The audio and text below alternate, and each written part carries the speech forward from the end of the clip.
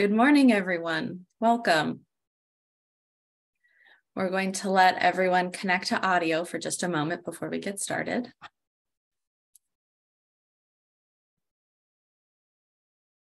Thank you very much for joining us this morning. We appreciate your participation today.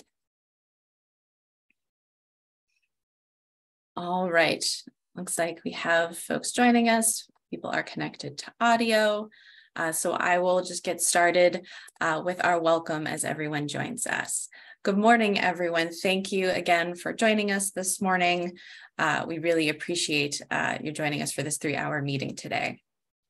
Our theme today is collaboration. As you know, that is one of the charges of this working group. So that will be our theme for today. So your participation is going to be really key for us getting through our agenda as well as our progress towards our ultimate goals. So we look forward to hearing from all of you later this morning. Again, my name is Gina Barber. I'm a consultant with PMG. I have with me my colleagues, Sarah Jackson and Wheeler Wood, who are also consultants, and we will be your facilitators this morning. As you can see, we are recording this meeting. This recording will be made available for anyone who is not able to join us today, just like the previous meeting. Just like at our previous meeting, if you remember, we asked members of the working group if you would use the rename function in Zoom to add a W to the end of your name so that we can recognize you. And to access that rename function, you click on the 3 dots in the upper right corner of your Brady Bunch box in Zoom. If you click those 3 dots, at the very bottom, there is an option to rename. So you can make sure that the name you wish to be called is on your screen, as well as that W if you are a member of the working group. If you are a member of the public, thank you so much for joining us this morning. We ask that you please remain on mute as you observe this meeting. We will have an opportunity for public comment at the end of the meeting. If you would like to participate and make a comment to the working group, please use the chat function to message Sarah Jackson, and she will keep track of members of the public who would like to speak, and we will recognize you when the time comes for public comment. All right, we have some more folks joining us. So yes, thank you everyone for joining us this morning. If you remember the working group, again, please add that W to the end of your name. Sarah will also is available to help you. So if you are on your phone or aren't able to rename yourself, Sarah can help you with that as well. All right. At this time, I'm going to turn things over to Wheeler Wood for our roll call. Wheeler. Thank you. Good morning, everyone. I'm going to try to go through this a little bit quicker than last time. So please call out your name when I say yours. If you are representing an alternate for someone, please let me know that as well. Elizabeth Andrews, are you here? Okay. Chuck Arneson, I believe, is not here, but Stephen Hill is his alternative. Is that, Stephen, are you on the call? Yes, I am, and that's correct. Chuck is unable to attend. That's fine. Good morning. Sharon Baxter? Yes, good morning. Kristen Burhop? And again, if I pronounce your name wrong, please correct me, and I apologize for that in advance. I'm learning. Andrew Clark? Alternate is Speaker Pollard.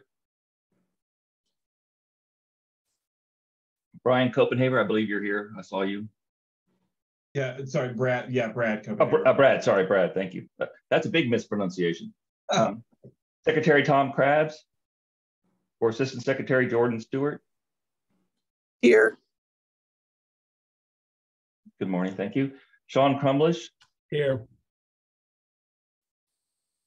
Bill Curtis.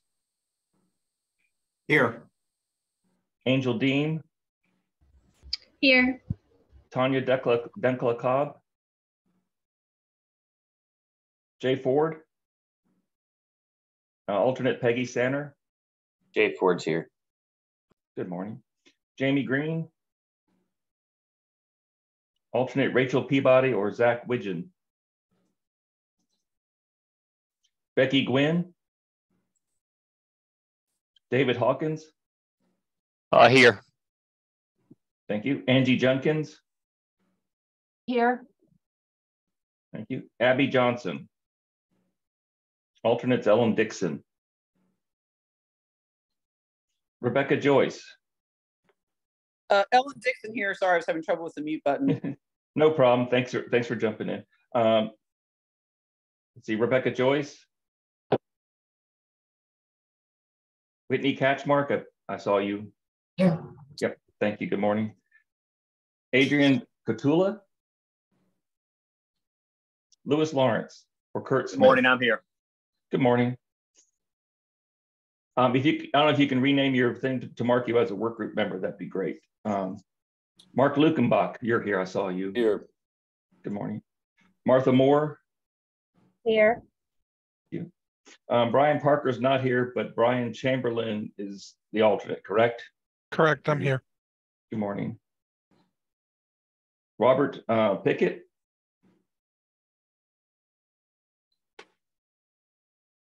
Kendall Tyree is the alternate for the department.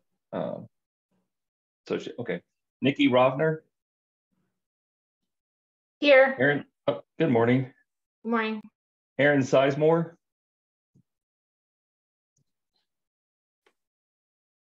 Emily, I saw you here. You're here. Emily Stein. Here. Yep. Good morning. Morning. Chris Stone. I saw Chris Stone is here. I'm here. Wendy Stout. Sean Talmadge or alternate Robbie Coates. I saw Robbie was here. Still here, Robbie? Yes, I'm here. Okay. Good morning. Sarah Taylor. Here, thank you. Sarah Taylor's here, and who was the one that was? Sarah Taylor, you're here? Hello? Yes, Okay, Sarah Taylor is here. And then someone else was talking. Did I miss someone? Okay. Brett Vassy. Alternates Sarah Lambert or Paige Wernig. Paige, I believe I saw you. Yeah, Paige Wernig, I'm here. Got it. Thank you. Kathy Vick or Patrick Kinsman. This is Scott Whitehurst here with the Port of Virginia for Kathy Vick.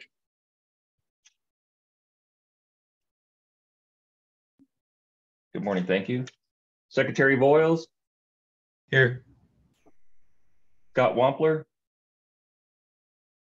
Alternate Debbie Milton. I'm here, Debbie Milton. Good morning. Good morning. Director Wells, I saw you. You're here. Morning. Good morning. And Jess Whitehead, I saw you. Here. Are there any members of the work group that I didn't get on the roll call? This is Elizabeth Andrews. I'm here. Good morning. This is Joe Lurch with the Virginia Association of Counties. I'm sorry, what was your name? Joe Lurch. All right, thank you. Lee Hutchinson with DHCD.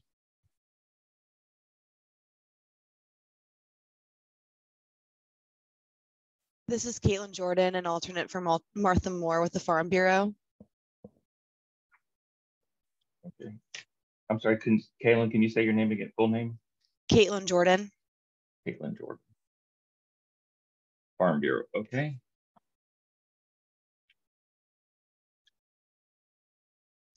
All right, Gina, I think we're good. Thank you, Wheeler. And Wheeler, there were a couple of folks who have put in the chat that they are here. Okay, I'll jump in, I'll catch those. Thank you very much. Yes, and again, thank all of you who have joined us during the roll call. We really appreciate your participation today as our theme is collaboration. So that is what we are going to be striving for this morning. I'm going to briefly go over our agenda today, and then we will jump right in. So I will share my screen, and you should see our agenda there. Yes. So we will start off our first hour with some information sharing from two of our working group members. We have a presentation from VDOT that will kick us off. And we will also have a presentation from the Resilience Adaptation Feasibility Tool, or RAFT. So we will hear from both of them. Hopefully there'll be an opportunity for you all to ask them questions. Since we have a bit more time this morning, we should have time for some questions for our presenters. After those presentations, we will take a brief break and start off our second hour with a presentation from us at PMG. Many of you shared information with us between the January meeting and this February meeting on the partnerships you are involved in and your organization's role in resiliency in Virginia. So thank you very much for everyone who shared that information with us. We have summarized that into a brief presentation for all of you to see at a high level who's in the working group, currently how those collaborations are happening and what the different roles of the organizations are. And so we will open that up for some large group discussion to talk a bit more about what that looks like, get some more information from all of you. And if there's additional information that you would like to share with us about your organization in terms of collaboration and partnerships, please do email us after this meeting, and we will add that to the information we are collecting. So then after our large group discussion about partnerships and collaboration, we will send you into breakout rooms for a small group discussion.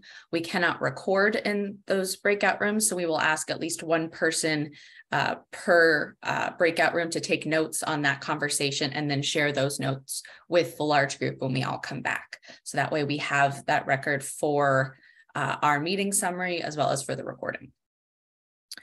So we will have a large group discussion to finish off the beginning of our third hour. And at the end, we will leave time for public comment if there is any. So again, if you are a member of the public, thank you for attending. That public comment time will be an opportunity should you like to address the work group. Please send a chat message to Sarah Jackson and she will keep track of any members of the public who would like to speak, and we'll recognize you at that time. And then at the end of the meeting, we will briefly discuss any next steps. And that will be the meeting for us today. All right, I'm going to stop my share for just a moment. So the next item on our agenda then is the presentation from VDOT. So I will pull up those slides and we can get that started. So feel free to take it away.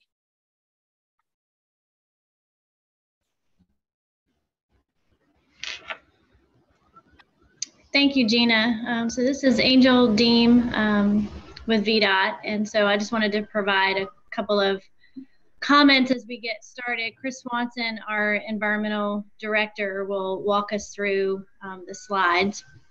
So in November of last year, VDOT finalized the first ever statewide transportation resilience plan. So we're very excited to have achieved that milestone. Of course, there's much work in front of us.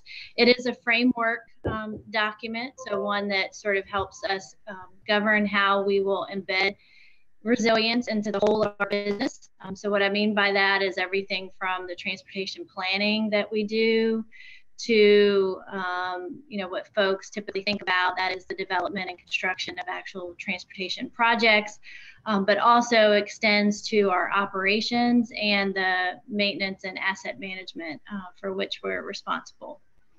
So it is comprehensive in that regard. It's also comprehensive in that it's multi-hazard, and Chris will get into that in short order.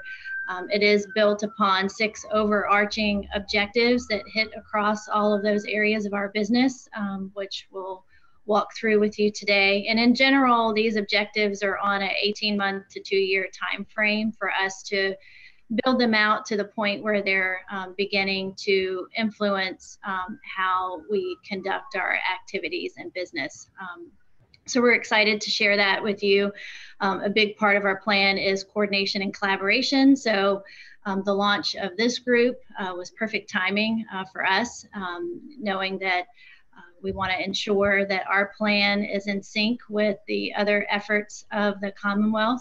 And so we believe that this group is really going to help us to make sure that we achieve that objective. So with that, I'm just going to turn it over to Chris and let him walk us through this overview, and we'd be happy to take questions from the group throughout or at the end. Thanks. Yeah, thanks, Angel. It's a great setup, and I apologize. I have sounds like a fire truck coming right down the road here. I might let that pass here a second. So next slide, please.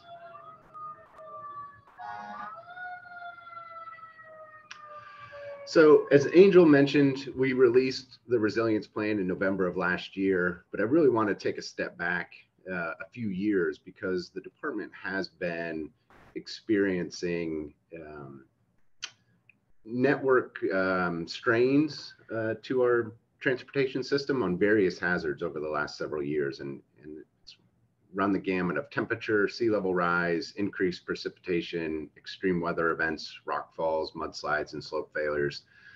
And one thing I really want to point out is, we're experiencing this statewide. So how do we develop a holistic approach to address these hazards relative into themselves and be able to address sea level rise on the coast and mudslides and slope failures in our mountain and valley regions, which we are currently experiencing. So over those years, we've seen impacts to our assets. We're seeing both deterioration at an increased rate, but outright failure in some of those rock slides that we're seeing in 58 and alike. We're seeing increased expenditures on operational maintenance and emergency management challenges. And a lot of our divisions have been sort of singularly trying to address these over the years and doing really good work. As you'll see, several divisions have issued guidance and design manual updates to try to address those, but they were really sort of working in individual efforts and really nothing was sort of bringing those together. But we started to realize we needed to have this cost-effective solution that could really help our network at the large scale, the network scale, so that we knew that we were actually making the network more resilient. Next slide, please. So in addition to VDOT's efforts sort of here and there within the department, we are also aware, as many of you are on this call, that there are other planning efforts happening both at the state, regional, and local level. And I've just put a few up here. One thing that I just want to sort of highlight on this slide is they're both varying scales, state versus local, but they're also sort of varying in their sectors. What are they trying to plan around? Is it for communities? Is it for transportation? Things of that nature. So we quickly recognized that VDOT needed a plan to help inform and align agency and local planning efforts. And we also had to start to internalize our efforts and make them more synergistic and comprehensive with one another and make sure that they weren't working independent with one another. Next slide, please. So one of the first things that we did to try to get a comprehensive approach within the department was really look to define resilience for the department. And we are using resilience definition, which is the capability of a transportation project or strategy to anticipate, prepare for, respond to, or recover from significant multi-hazard threats with minimum damage and disruption to the transportation network while preserving and incorporating natural and built infrastructure that helps mitigate these threats. I know that's a long-winded definition, but I did want to read it out because I do have a few points I want to make. This follows very closely the Federal Highway Administration's definition. It has some addition and revision based off of discussions within the agency and also feedback we received from our Commonwealth Transportation Board members. But I really want to sort of highlight it to this group for discussion that, we really focused on a definition that was specific to transportation. In our attempts to define it and knowing other entities and efforts and stakeholders have tried to define resilience for the state, we really identified that it may need to be sector specific. So how do we address a resilience definition for transportation and also maybe have a resilience definition for some other sector or focus like land use? And can this group sort of identify maybe an umbrella definition or just a goal that would then allow these specific sectors to develop their own resilience and sort of guide their agency missions and objectives? Next, actually, one thing I do want to highlight, as Angel mentioned, it goes from planning to operation and maintenance. This definition is really the core of that. It sets it up to address everything from planning to project delivery, construction, operation, and maintenance. And it was really built that way with intention so that we could incorporate it throughout the department. Next slide, please. So the next thing we did was formalize a organizational structure to support these resilience efforts within the agency. And we started with what we refer to as a steering committee. And it is comprised of subject matter experts with all those divisions that you see listed there in the lower right of the slide. I won't read them through them all, but just a recurring theme is it really does cover all sectors of the department, from planning all the way through operation and maintenance. Within that steering committee, we also have a process for moving recommendations and even potentially policy decisions through the approval process to division administrators, to our chiefs, and ultimately to our commissioner when applicable. But when we realize that it's not just VDOT making operational decisions, sometimes there may be some policy decisions that need to be taken to our secretary or even potentially the Commonwealth Transportation Board. So while we have a lot of subject matter experts to help develop these recommendations and get these strategies stood up, one of the things that we have done is build a support structure, and we are using our Office of Transportation Sustainability, which is within the Environmental Division, to help coordinate and facilitate these efforts. If there is some resource need or a data gap, the OTS is there to help facilitate and move things along so that something doesn't get stuck and not advance. And the other thing that we clearly see a need for is to identify usable and valuable data, but also identify if there's data gaps and how can we close those gaps and obtain that necessary information to make informed decisions. So we have worked very closely with our research council to ensure that when data is needed or research is needed, they're sort of queued up and ready there to help us with that effort as well. Next slide, please. So as Angel mentioned, that led us to the actual development of the resilience plan, which was issued in November of last year. There's 6 main objectives that I'll walk through, and I'll read down the list. They're data-driven decisions. We're founding all of this in informed decision-making. We see the need and the criticality to engage stakeholders and make sure that we're receiving input and we're providing input so that everyone's efforts are consistent as possible.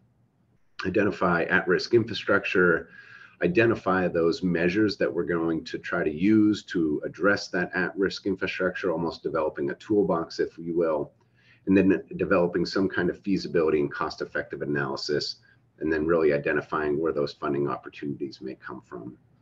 And as Angel mentioned, all of this is really on a 2-year time frame. So everything we're working on sort of in tandem with the ultimate goal of getting it all across the finish line at once. So everything is stood up and functioning in concert with one another. Next slide, please.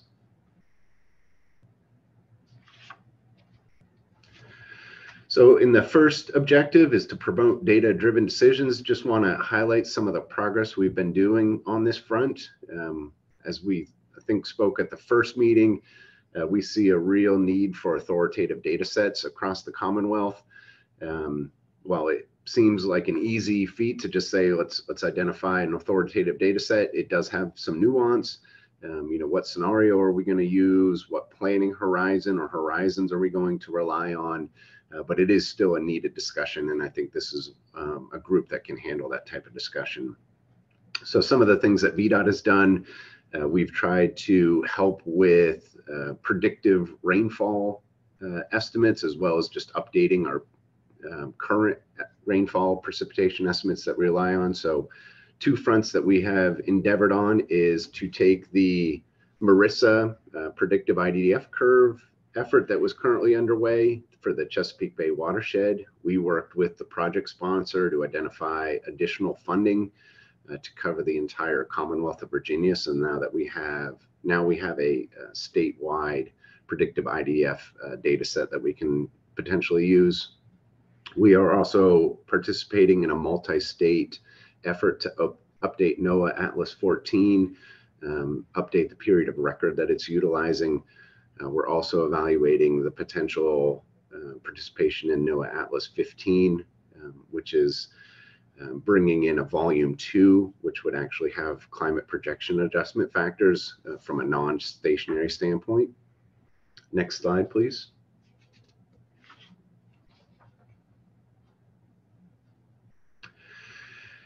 As we believe stakeholder engagement is going to be a critical component of a successful resilience plan or approach for the entire Commonwealth, we have been actively working with others at the state, regional, and local level, and we continue to do that and will continue to do that.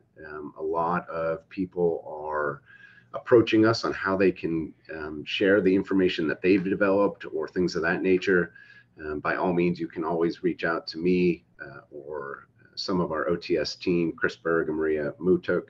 They're always glad to hear what you're working on and how that can help inform sort of a statewide approach from a transportation component.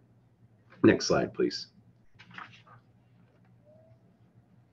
So one of the big things that we are currently working on with a study with VIMS is to identify at-risk infrastructure and prioritize needs. Some of the outputs are just shown up here on the slide. We are evaluating at-risk infrastructure by assessing exposure, sensitivity, and criticality. One of the, I think, is interesting element of this study is that we are working on a network analysis.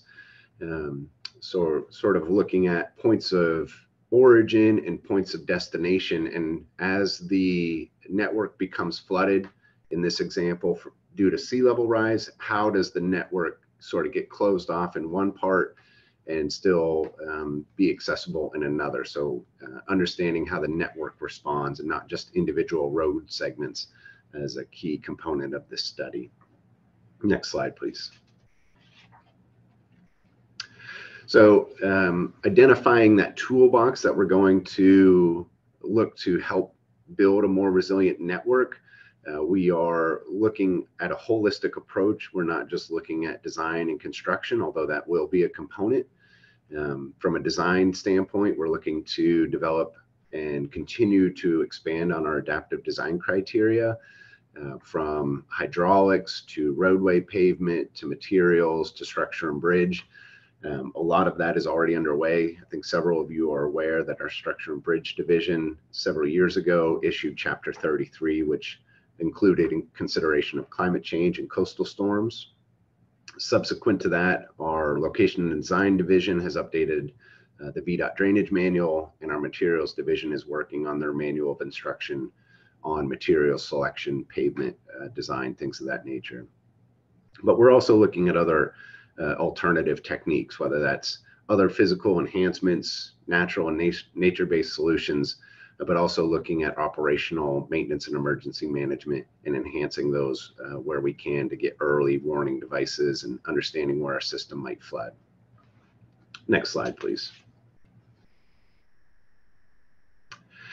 And as I mentioned, we are looking to develop a cost effectiveness analysis, a feasibility cost benefit, to really understand, once we know where our infrastructure is at risk and we have ideas about what techniques or solutions we might try to apply, we really want to look to see what provides the best benefit to cost and really look at that total life cycle of that asset and what is the best thing for that and provide the most return on investment for the department. Next slide, please. So once we have an understanding of how we want to look to make our network more resilient, we obviously have to identify some funding opportunities. We are aware that there are several out there. The PROTECT money, which is authorized by the Bipartisan Infrastructure Law. We've also evaluated BRIC grants through FEMA. We worked closely with VDEM at one point to consider a grant, ultimately didn't move forward. But we definitely see these two options for VDOT in the future. Next slide, please. So in terms of PROTECT, it stands for Promoting Resilient Operations for Transformative, Efficient, and Cost-Saving Transportation. I like the acronym more for sure. But that money can be used for several different means. One is just planning activities. The bill requires or allows a DOT to develop a resilience improvement plan, or a RIP, So we are looking to take our framework, which is what we're discussing here, and put it in front of Federal Highway and make sure that it meets the RIP requirements. That just shows the Commonwealth's effort and potentially makes us more competitive should we seek grants under that program. So some of the things we can use it for is resilience improvements, community resilience, and at-risk coastal infrastructure. Next slide, please.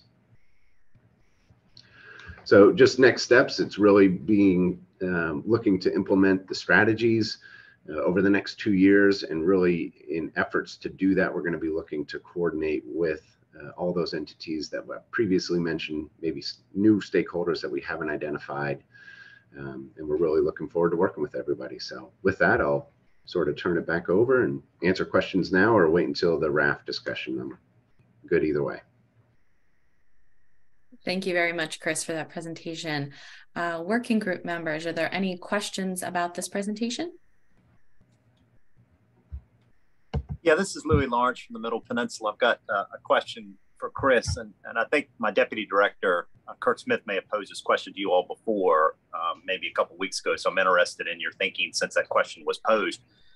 When you've been working with VIMS producing the maps, looking at the relationship between sea level rise and your assets, the maps seem to have been produced at mean high water.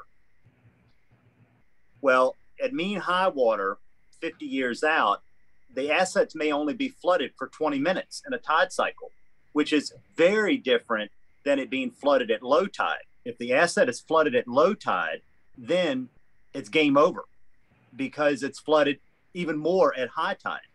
So the more that the maps are produced showing flooding at high tide, it's really talking about a problem that is further down in time before you lose functional utility of that asset.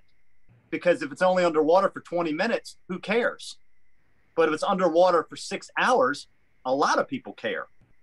So we're kind of interested in how you all have you requested VIMS to show you maps of what the assets look like at mean low water versus mean high water? Yeah, that's a great question, Louis. We have not had a chance to go back to VIMS based on Kurt's question to date. We do plan to.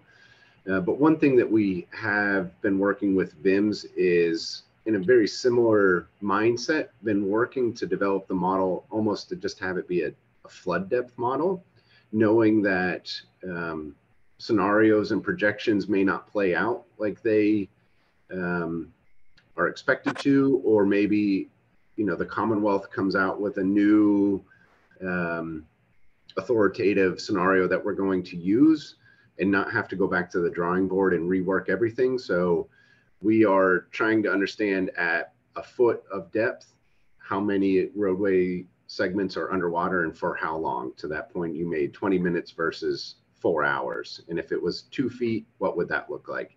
So it doesn't answer your question directly, I don't think, but we are trying to understand what is the impact across time. We're also trying to evaluate, is there a story to be told if we're just looking at maybe minutes per day versus hours per year, and what an end user might think differently about, you know, maybe from a daily commute. I think what you were suggesting with the 20 minutes per day, that's where someone might want to see it on that day increment. Someone that is trying to understand how fast is an asset going to deteriorate or fail, they might be interested in how many hours per year. So we are trying to think through that, but I don't think I have the exact answer to your question until we go back to VIMS. Yeah, well, that's an improvement because you all have been thinking about it. So the way that you talked about including of the temporal nature of how long the infrastructure is underwater really helps these local governments and communities think through the mechanics of what does it mean for people to do their daily rounds. And so that's important, and that's a good answer. Thank you very much. That's great. Thanks. Sarah Taylor, you have a question? Hey, not so much a question as just a comment on something that you mentioned. You mentioned that there may be a need to have definitions of resilience that are different for things like transportation versus land use versus other things. You know, we've seen legislation and moves towards requiring localities to include resilience in their comprehensive planning. And while good, a good thing to do, I think that the idea that there may be different definitions for resilience for different parts of our planning process, whether it's transportation or land use or public safety or other things, is something that we really do need to sort of work into what we're doing here, because there may not be one good overarching definition that allows us to apply it to all parts of our efforts and our planning. And so appreciate you mentioning that. And I think it's something that I wanted to highlight as we're sort of working, doing our work here in this group. So thank you. Thank you. Thank you. Jess Whitehead? Hey, Chris, I just wanted to piggyback a little bit on your answer to Louis' question and ask you what you already have in progress to start systematically thinking about who those end users are and making sure that they're looped into the tool development. The more that you can create a tool that serves those multiple end users, as opposed to creating 5 different tools and finding 5 different streams of funding to create those 5 different tools, the more efficiencies we can get. So have you thought about that so far? Do you have something in progress so that, say, Northern Virginia doesn't have to recreate this tool? If it's something that is an emergency management function, because we know that we need that mean high water number to emergency manage around temporary road closures. And if not, is that something that you're looking to this resilience working group to help you set up? Yeah, we have begun thinking about it internally and what our users within the department are interested to see, knowing full well that whatever we develop, others external to the department would be interested in using. So we have been working with VIMS to understand what a portal might look like. So that is ongoing. Where we haven't done anything to date, or maybe that's not a proper way to say it, we still need to do more external engagement, and that's part of that outreach and engagement strategy too that I was mentioning. That tool discussion, I think, will come out during that conversation. So we have started some internally, definitely need to make progress externally. Thank you. Chris Stone? Yeah, I just wanted to make a comment about including resilience in the comp plans. I just wanted everybody to be aware that Delegate Bulova and Senator Lewis got a piece of legislation through the General Assembly this year. Delegate Bulova's bill is House Bill 1634. And what it says is the comprehensive plan is encouraged, it's not required, to consider strategies to address resilience. As used in this subsection, resilience means the capability to anticipate, prepare for, respond to, and recover from significant multi-hazard threats with minimum damage to social well-being, health, the economy, and the environment. So that got through the General Assembly this year. Hi, everybody. This is Adrienne with the Chesapeake Bay Commission. This was a commission bill sponsored by, as Chris said, Senator Lewis and Delegate Bulova. So this definition of resilience used in this subsection actually mirrors the definition for resilience that was used in the Resilient Virginia Revolving Fund, which was also a commission bill the previous year. Certainly meant as a starting point for the conversation. And as Chris said, and I said in my comment that I posted to everybody, it's an encouragement, it's not a mandate. So if anybody has any more questions on these particular topics, I'm happy to talk to them offline. Thank you very much for all of that information and for everyone's great questions. Any final questions from the working group before we move on to the raft presentation?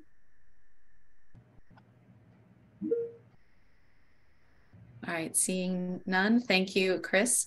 And we appreciate your time this morning. And I will now pull up the slides for raft. That presentation can begin.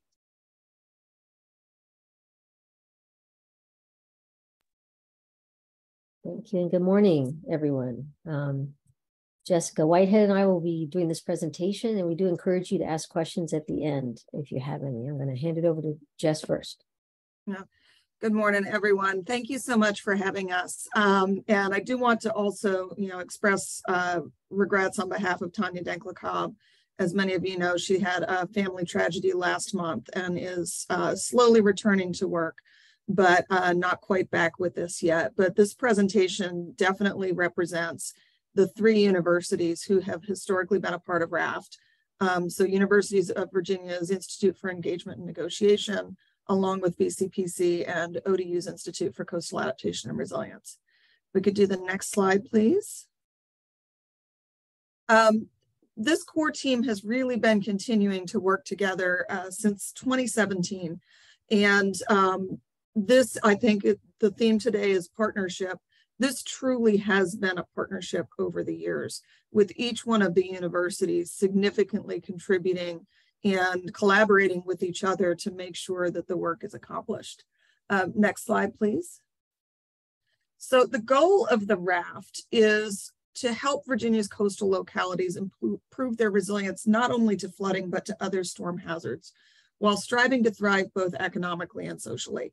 And I think this is a little bit of a more expansive concept of resilience than the one that's recently been adopted, because it does lean into and make a little bit more obvious that many of the characteristics of resilience that are required to not only respond and recover from, but when the initial state was insufficient, adapt to, are social factors that are both social and economic.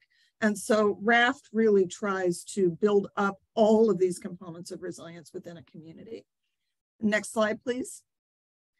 So values here, though, with the RAFT is that the community is very much in the driver's seat. The RAFT itself has evolved since the first pilots in Portsmouth. That has been in continuous response to the communities with which we've worked. And we really put them in the driver's seat to adapt what they need to do. We had this conversation this week with our next round of potential RAFT participants about how to adapt the process again to make it work for them. It's also focused on having community-driven strategies. So what does the community itself want to see? Knowing that there are a lot of things that are being done on resilience that are within the control of the locality and the PDC, but there are also things and parts of resilience that are completely in control of community organizations or businesses. It really is a whole community view that we're looking to support and pull up those strategies from within the community. Again, we do adapt it to support each locality's needs. Some localities have really had solely flood resilience driven rafts. Other localities have expanded and have thought through things like ensuring safe and affordable housing or food security as key elements that they needed to focus on that whole community resilience. And finally, a hallmark of our team has been to ensure that we are seeking grants to do this so that we are doing it at no cost to the community. We recognize that resilience planning can be expensive. It can be challenging to actually apply for those grants, especially if you are a rural locality. And so a hallmark of our work has been to make sure that we take it on ourselves to find the funding for you. Next slide, please. So because of, the RAFT funding historically has been, because of the RAFT's impact, this was called out in the Virginia Coastal Resilience Master Plan as a recommendation for all localities. So as we continue to work, we're taking what was originally a very coastal flavored RAFT and continuing to adapt it to learn how it better fits inland hazards and how it better fits multi-hazards in communities. So we're very much expanding from beyond just sea level rise and tidal flooding into rainfall, urban heat. This weekend, when we worked with some of the tribes, we heard a lot about extreme cold events and those impacts. So continuing to work on the RAFT to bring in all of these multiple elements. Historically, we've been funded from the Jesse Ball DuPont Fund, the Virginia Environmental Endowment, the Virginia Coastal Zone Management Program, and general staff funding has come from the Commonwealth Center for Recurrent Flooding Resiliency, UVA's IEN, Virginia's Sea Grant, and now coming from within ICAR as well. Right, next slide. So a timeline for how this project process came about. Sorry, I just had a notification for the raft meeting that we usually hold in this time slot pop right up over my slide. It really began in 2015 and 2016 when the UVA, VCPC were beginning the process of doing the research and development of the raft, brought in ODU as well, to fill this need in communities of having some relatively easy to understand way to assess resilience across your community. What's in your plans? What do you already have done? And where are the opportunities that you can find? And you'll hear more about that from Elizabeth later. 2017 to 18, there were 3 pilot localities. One was a town, one was a city, and one was a county. So trying to understand how to make the process robust in all 3 of those governance environments.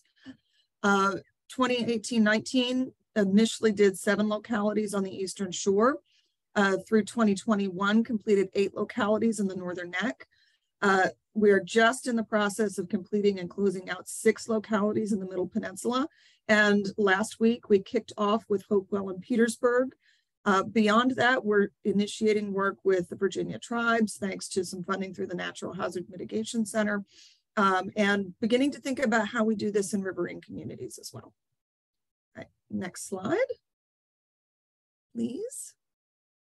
So where does RAFT fit in the resilience cycle? I mentioned it a little bit earlier, and I want to call it out again, that resilience is more than just fortifying systems to reduce the impact of hazards. It's more than hazard mitigation. It really is not only the health of the environment, but the health of our communities and social systems, and the health of our economies as well. If you don't have a robust local economy, you don't have the funding available and you don't have the capacity available to deal with those hazards when they exist. Similarly, if your community is continually under stress, you don't have the ability to deal with it when you have a hurricane come through or when nuisance flooding becomes chronic flooding. So these are the aspects that we're seeking to support through RAFT. Where it really fits in terms of a resilience cycle is the initial phases of this. Beginning to assess risk and vulnerability, developing plans and prioritizing them, beginning the implementation process, and then continuing to figure out how to support recovery actions. So with that, I will push next slide, and I believe that I turn it over to Elizabeth to go over how the process works. Great. Thanks, Jess. So the RAP process is 3 steps. We want it to be more than simply a report card that assesses things and then leaves. We had some graduate students at the University of Virginia do research on other report cards and scorecards, and that's what they found, that often it will make a big splash about an issue, but it goes on the shelf after that and doesn't create change long-term as much as we wanted. So we developed a 3-step process. And the first is we did develop a resilience scorecard. I can tell you as a professor, it was very important. We got away from the A through F. We decided, because that's, everyone wants to know, what did my buddy get? What did the locality next door get? And we wanted the focus to be on improving the score. And we've added in to that first initial stage, after we do the scorecard assessment, we do present the results, by the way, to the elected officials for the localities that we work with. And we always do this in partnership with the Planning District Commission, because they're the ones who have the knowledge on the ground of what their localities need. They have the relationships. So we always partner with the PDCs when we go in. And so we present the results to the elected officials. And because we do that, not only to let them know what's going on, but also because it's the bosses of the locality staff. So we always work with the locality staff as we score to make sure we get it right and don't miss something. And so they're not blindsided when we go and present the results to their bosses on the elected officials board or council. We also now, as part of that stage, conduct interviews and focus groups with community service providers to get even further down in the grassroots and get their feedback earlier in the process. What we found in the first couple rounds of the RAFT, as Jess noted, we started with Portsmouth as a pilot community, as well as the town of Cape Charles and the county of Gloucester. Then we went to the Eastern Shore, and the Middle Peninsula is what we're doing now. We've done the Northern Neck. But we found along the way that if you try to determine who to invite to include their feedback in the process, it's often the same people over and over again that are the most visible. So we had to get further down in the grassroots to get other voices at the table. And so that's pretty labor intensive, as you can imagine. UVA has led the charge on hosting those. And we think that's a great source of input and feedback, because the next stage is we hold a regional workshop where each locality's representatives come up with a resilience action checklist of things they want to work on for a year. And it's usually 3 to 5 items. It can't be something like we want to build a whole new road here because we don't have authority over the road, we don't have the funding, but it can be something like trying to connect them with officials from state agencies to start plans for things. It can be things like addressing food security, as Jess noted, incorporating resilience into their comprehensive plan, trying to address a particularly bad flooding spot. In the town of Anacott, for example, on the Eastern Shore, they had a flooding parking lot for their harbor master's house, and that lot, there was a design developed by a Sea Grant fellow working for Clark Nixon at the time to try to address that flooding.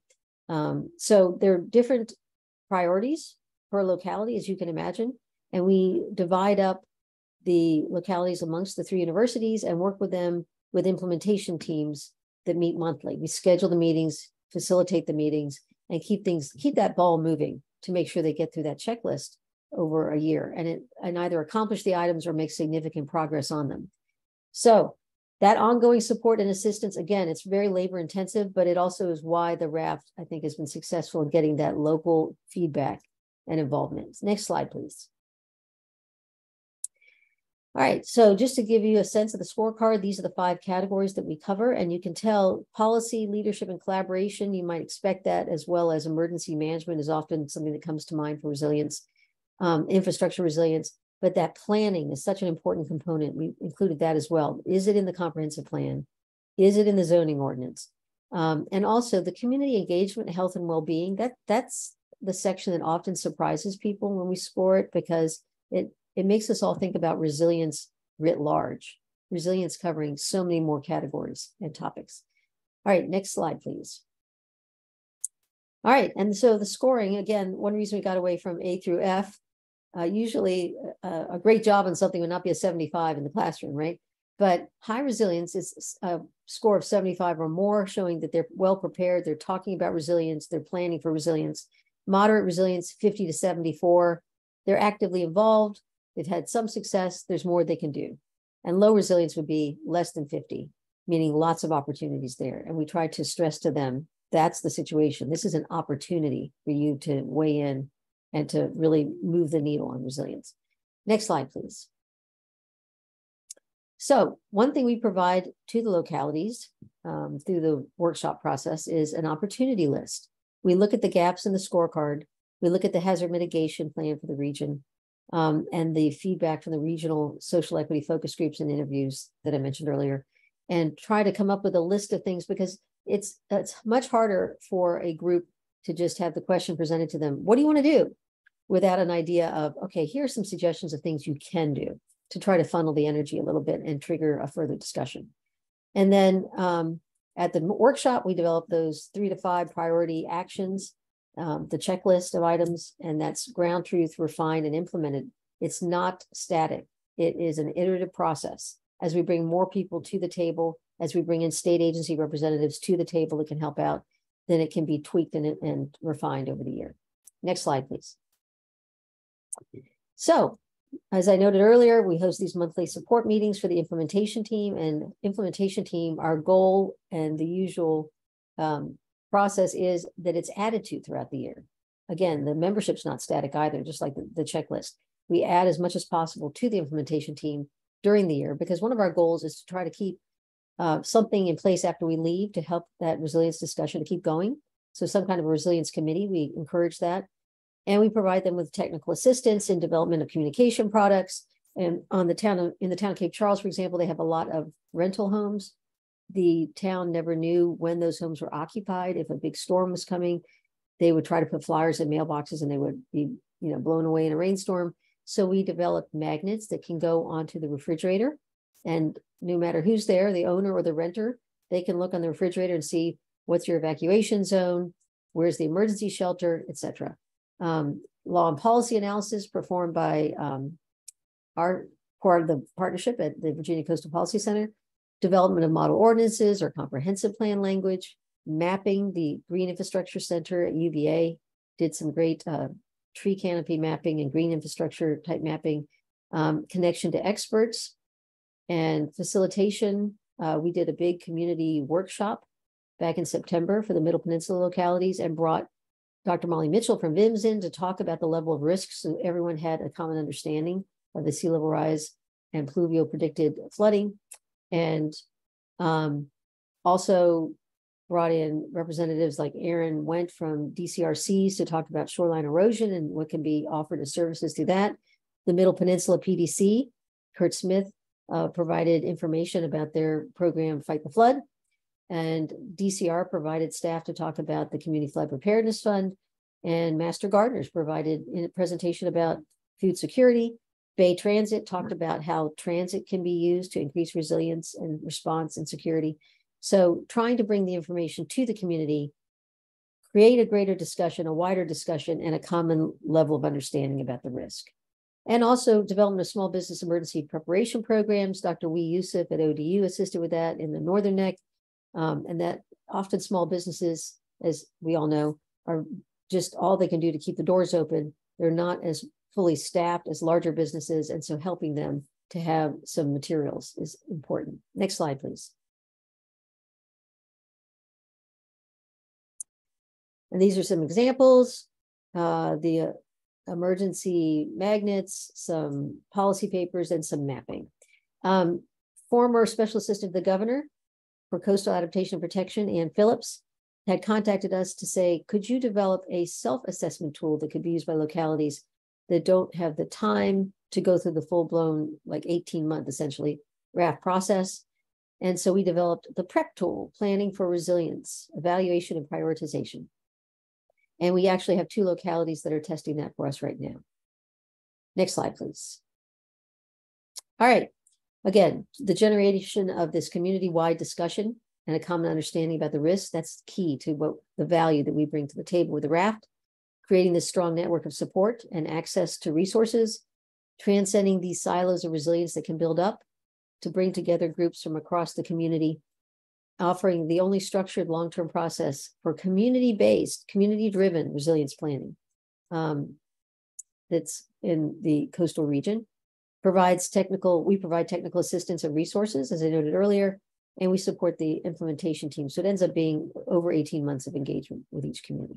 Next slide. Thank you. So now these are just some comments that we included from alumni of the RAF process, the town of Anancock, one of the ones we worked on the Eastern Shore. Next slide, please. And also the town of Saxis out there on the Eastern Shore as well, and the town of Warsaw. So the town of Saxis was interesting because we pulled together the implementation team, and then they noted that they felt prepared that when Florence came and hit Hurricane Florence, they had that network, they knew how to contact and who to discuss the pending storm, and that wasn't in place before. So that was wonderful. Next slide, please. And then Richmond County and in the town of Tappahannock. So we really are about building connections and involving the community in a wide scale as much as possible. And I think that's the last slide other than our email. Yes. So please don't hesitate to contact us if you have any questions. And do you have any questions now? Thank you, Jess and Elizabeth. We have a question in the chat from Martha Moore. Do you have model ordinances? We don't have a complete set of model ordinances, but in the past, if a locality has asked for assistance with one, we had provided some assistance with that. If you look through the RAF website, which the link is here in the middle of this screen, you can find our products and you can find the scorecards for all the communities and get a good sense of what it is that we're doing. And Whitney has her hand up. So I was curious if you have any thoughts on what kind of staff or size of staff would be required to try to extend, support past 1 year, and whether or not it should be like state or regional. So I'm answering for that personally for me on not behalf of the whole RAFT team. Jess, you're welcome to chime in and agree or disagree. Yeah. But to me personally, it's been very important to not have state staffing during the scoring stage, state funding, I mean, during the scoring stage. We felt like academic objectivity was key. And that was what helped us to get in the door sometimes, because there's sometimes a distrust of government. But I think there's a real role to play for the state to provide funding in the implementation stage. Absolutely. And so if implementation could be extended longer, I don't know how long you have in mind when you ask that question, Whitney, but you know, that would require probably permanent staff assigned to implementation. If you're going to keep working with the alumni localities and then initiate implementation with the new localities, you'd have to have staff dedicated to that. And I think the state could play a strong role in that. Yeah, I don't want to say too much about it, but we are in the process of preparing our next CZM ask going in within the next week. And looking at that long-term sustainability of the raft is one of the things that we're looking at. What are the needs specifically for that? And I think Elizabeth is absolutely right on, you know, initial implementation or initial assessment, but then what comes in after it. And the other piece of this is, how do you maintain not just the government related aspects of resilience process progress, but the community related aspects. You know, no local government can do whole community resilience without having the involvement of the whole community. And so how do you also maintain that momentum? It's been very, very different from community to community in terms of how that follows through and what that looks like, because the communities are radically different in terms of culture and resources. So continuing to find ways that we also include that local volunteer capacity, for lack of a better word, as a value add and a supplement to what the local government can provide is something that we also need to really think about.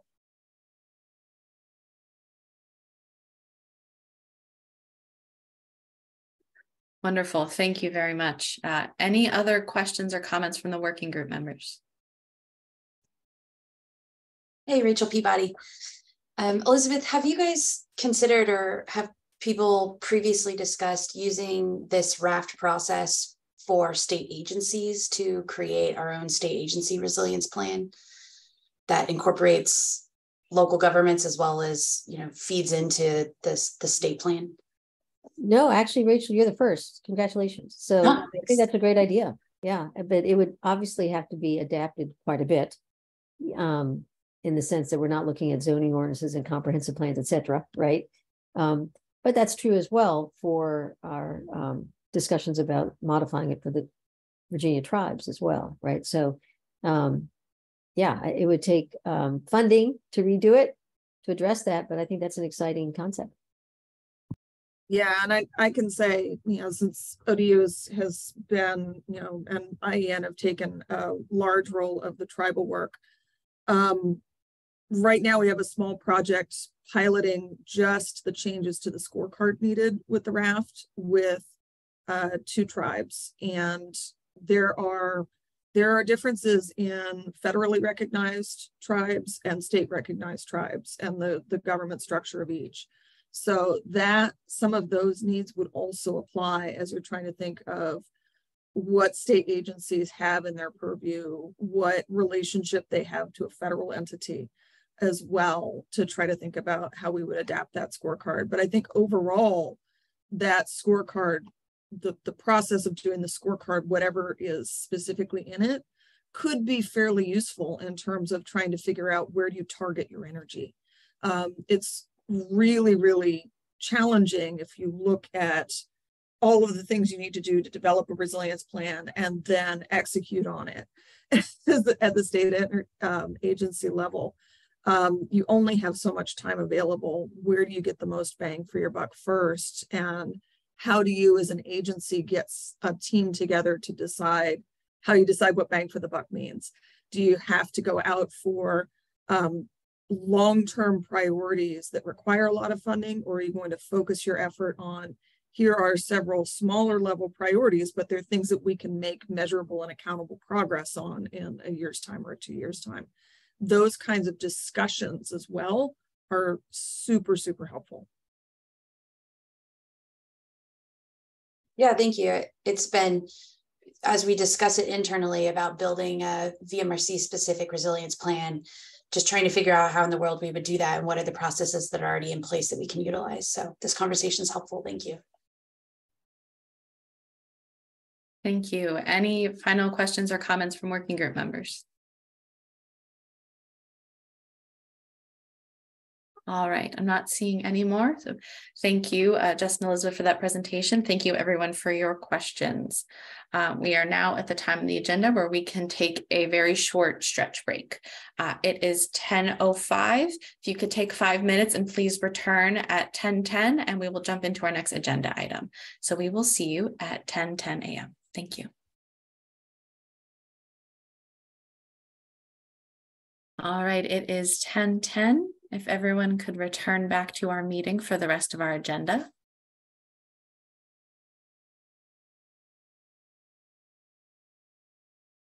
All right, we are going to continue on. We just finished our first hour information sharing, and we are going to continue with one more presentation, this time from us at the VCU Performance Management Group. And again, Sarah is going to take that presentation in just a moment, and she will share with you the information that is in there, as well as the additional information we are hoping to collect over the next few weeks. All right, I will pull those slides up, and Sarah, whenever you're ready, feel free to get us started. Great. Good morning, everyone.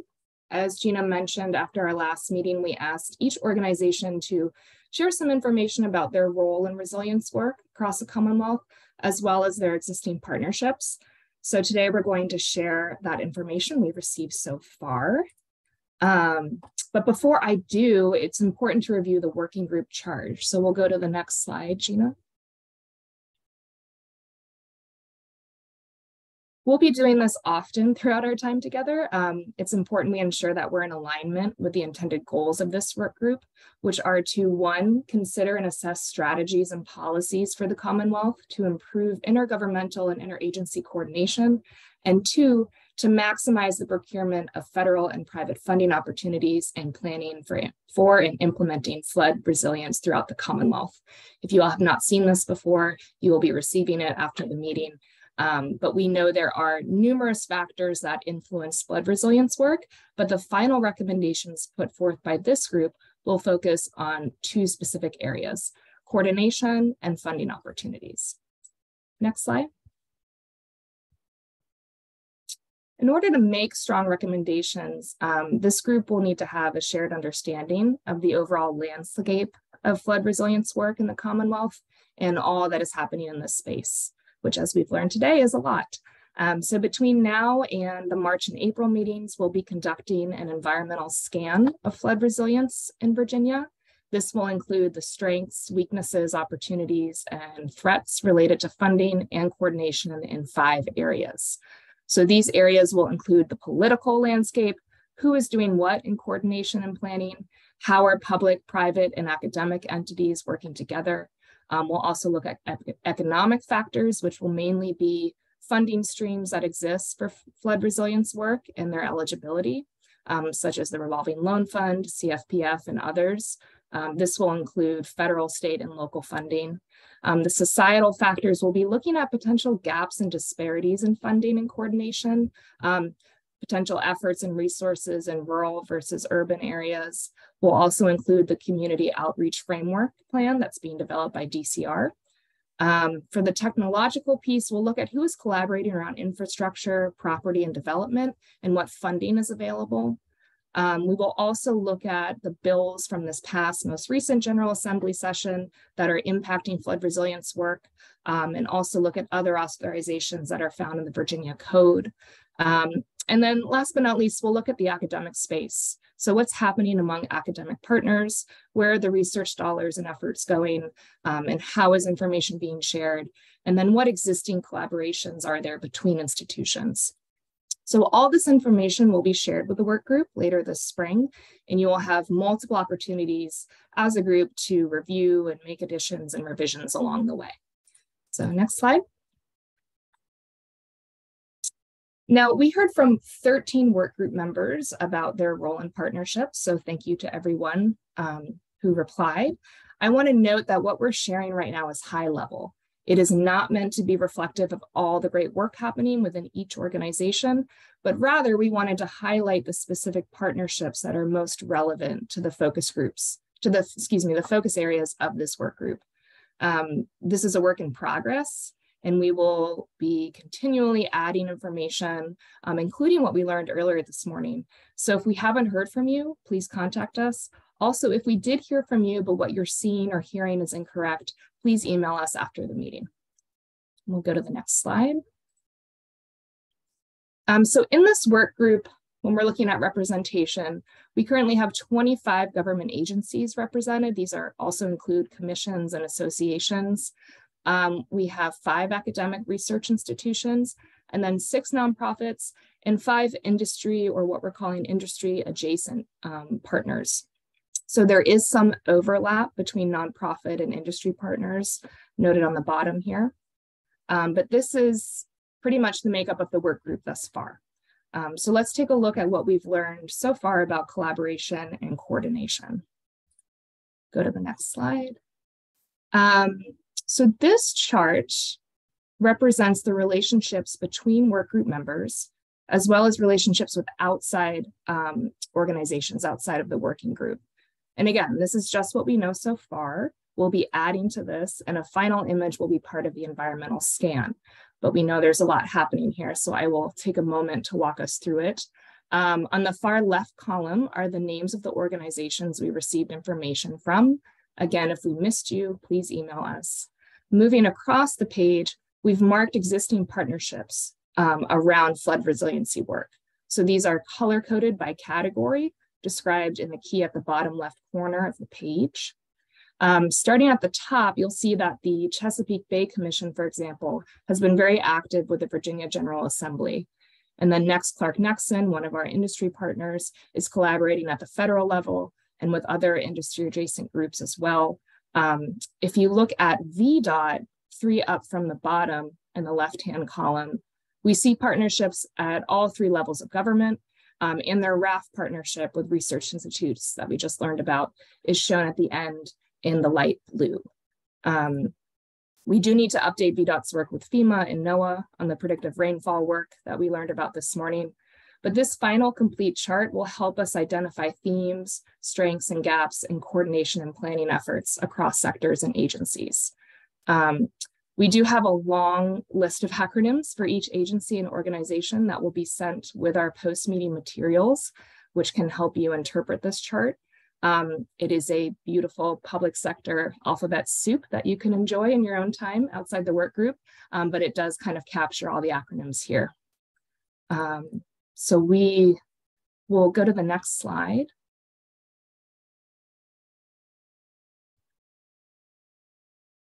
So here we're showing these partnerships at a glance. So they are represented by category, by number of partners. So the bigger the box, the more partners that organization has in that particular category or sector. And again, I know this is a lot to take in. We will be sharing this. So in the interest of time, I'm going to move us forward to the next slide, but you'll be able to take a closer look. Now, a couple of takeaways from what we've learned so far. Some strengths. There are clearly strong nonprofit and academic partnerships. Same with intergovernmental partnerships. There's already a lot of coordination happening between the state agencies. And we know that there are funding sources being made available and leveraged across all levels of government. Some opportunities to consider, starting with local government partnerships. These are mostly occurring at the district level, at least based on what we received and the information we received. Again, we'll update with the RAF work. The charts we shared didn't show the grant awards that are received, so we know those are large portfolios being managed by VDEM, VDCR, and others with hundreds of grantees at the local level. Perhaps that might be helpful as a separate chart at some point, but additional partnership opportunities with localities beyond grant funding could be considered by this group. Second, we learned this morning again about the RAFT and VDOT partnership. This is a great example of an agency applying a validated assessment tool developed by academic partners. So are there opportunities for similar multidisciplinary collaborations and projects? And finally, we want and need to learn more about our industry partners. What is their role in this process? And we know there are existing partnerships in place. So if you have information, please contact us so we can make sure that our chart and the environmental scan captures that great work. I will go to the next slide. So based on this information we just reviewed, we did want to have a brief kind of large group discussion around collaboration across sectors. So we'll open it up now to the group to think about, are there any ideas or additional opportunities for collaboration with industry, academic, and nonprofit partners? Also, if there's additional information you didn't see and you'd like to share, please do so now. So we'll open that up for any feedback or ideas. Yes, and I see Emily has her hand raised. Hey, Sarah, thanks for summarizing all of that. You know, I was thinking just at a quick glance of those two charts that I recognized from many of the participating organizations, other collaborations that weren't captured, that might also be difficult to capture in a setting like this with so many folks on the line. Could you consider sending out like a blank, you know, Excel or something that we could kind of all add into in that format instead of the narratives that I think some of us emailed, just to kind of help you guys collaborate or figure that out a little bit more and add links or whatever would be most useful?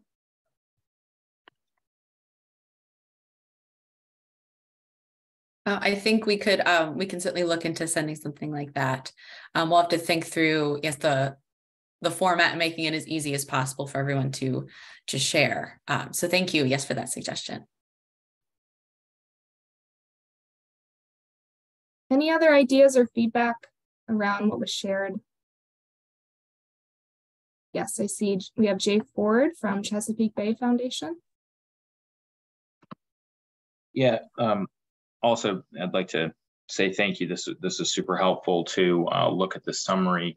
My question is there, or do you all envision an opportunity to sort of look at the quality of these relationships and partnerships? This is a great overview of the quantity, but I think to me, when I think of some of these existing collaborations, the big opportunity is improving existing networks and eliminating redundancies. And so I'd just be interested in what you think the follow-up is to this.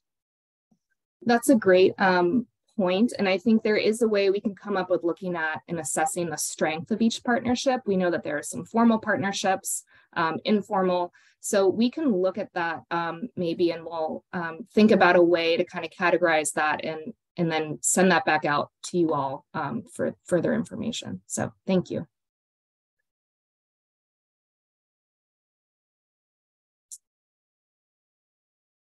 And Tom Krabs.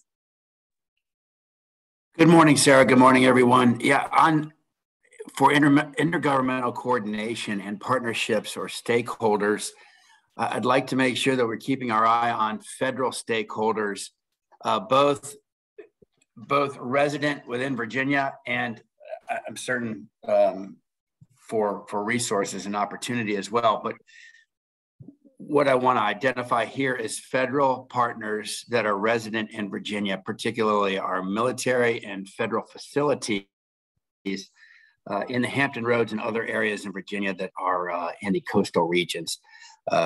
We need to make sure that we're including them as both stakeholders and partners because they most certainly influence our relationships and our effectiveness on approaching this large problem.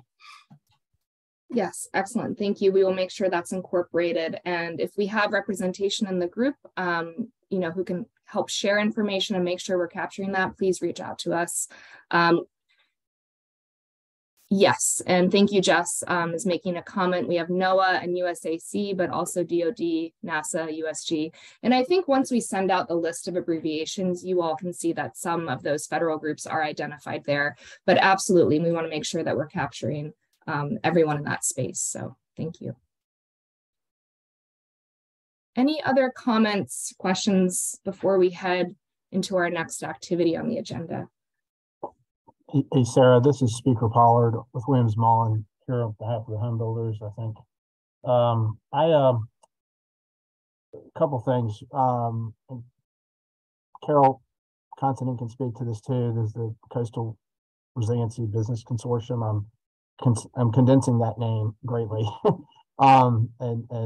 Jess is familiar with that too, as are others. But that's one group that's working on some of these issues or trying to build up some business orientation related to some of these issues. The other thing is, on the chart that you had, I don't remember seeing PDCs listed, or did I miss that? The Planning District Commissions themselves, HRPDC in particular. If there's maybe somebody from them here on the line, but they are doing a huge amount of work coordinating activity among localities and with stakeholders down in Hampton Roads region, Middle Peninsula. You know, Louis Lawrence is doing a huge job there. I think the PDCs are a huge player in this effort as well to help coordinate some of these activities, particularly interagency and intergovernmental at the local level and regional level. So just want to mention those. There are a couple other business trade groups that are spending time on these issues. I don't know if it's necessarily they're particularly active from perspective that this group would see it, but they are very engaged in the issues because it affects their industry. So that will probably be increasing. So that may be a topic maybe for another day. But anyway, just thought I'd mention those things. Great, excellent. Thank you for that. Yeah, and we encourage, you know, if someone could send that to us in an email, that would be great. We did hear from the Virginia Association of Soil and Water Districts. So they were on our chart, but many organizations we heard from did mention their work in peninsulas. So as soon as we have more complete information, we will be able to update that for sure. But thank you for highlighting all the great work that's happening at the district level. Anyone else? Thoughts? Yeah, this is Louis, Middle Peninsula. When you're talking about interagency coordination, you need to recognize the role that the Virginia Coastal Zone Management Program plays in this space. They have a responsibility, codified responsibility as a program funded by NOAA to coordinate interagency coordination within the coastal zone. And that structure exists. All state agencies under the Natural Resource Secretariat meet. That's the whole purpose of that structure, is to talk about things that happen in the coastal zone that are interagency related. And that runs from state level to state agencies down to PDCs and down to local governments. Great, thank you for that. Yes, and we did hear from DEQ. They shared some information about the Virginia Coastal Zone Management Program. So that will definitely be included in the larger environmental scan. So thank you for that. Any other thoughts, comments? Okay. Well, thank you all. And again, we just encourage you to continue to share information with us, email us if you have other ideas and thoughts, and we will continue the work, which is a process of capturing all the important collaborations and partnerships so that this group can kind of look at strengths, gaps, and areas of opportunities. So with that, I will hand it over to Gina. Thank you, Sarah. And yes, all of these presentations you've seen today will be made available after this meeting, along with the meeting recording and the meeting summary. And we will also at that time, when we send out that information, again, ask any organization, if you did not submit the information before this meeting about the role of your organization in resiliency and the partnerships that you have, you'll be able to send us additional information as well. And we will look into a spreadsheet or some other mechanism for clearly mapping this very large web of great partnerships are doing great work in this area. So the next part of our agenda is going into our small group discussion into breakout rooms. So what we have done is we have randomly put all of our working group members into breakout rooms. And we've also randomly assigned any members of the public that are here with us to breakout rooms as well. So everyone will go to one breakout room, and you will discuss the questions we are about to put in the chat, and they are also on our agenda. And that agenda is linked in the meeting invitation. So you have that there, you'll have it in the chat, and we can also send it to you once you're in your breakout rooms. So if one person per room can volunteer to be the note taker so that we can make sure that information discussed is shared with the larger group, we'd really appreciate that. All right, so I will put the questions in the chat here. Of course, all focusing on, again, that collaboration and partnerships. So where are we seeing gaps or overlaps in the roles that all the organizations have? And who's missing, who is not included in this conversation, who are those key partners? And some of that came out in the larger group conversation, but if you can think of any other key partners that we haven't discussed so far, please do discuss that and share it with us.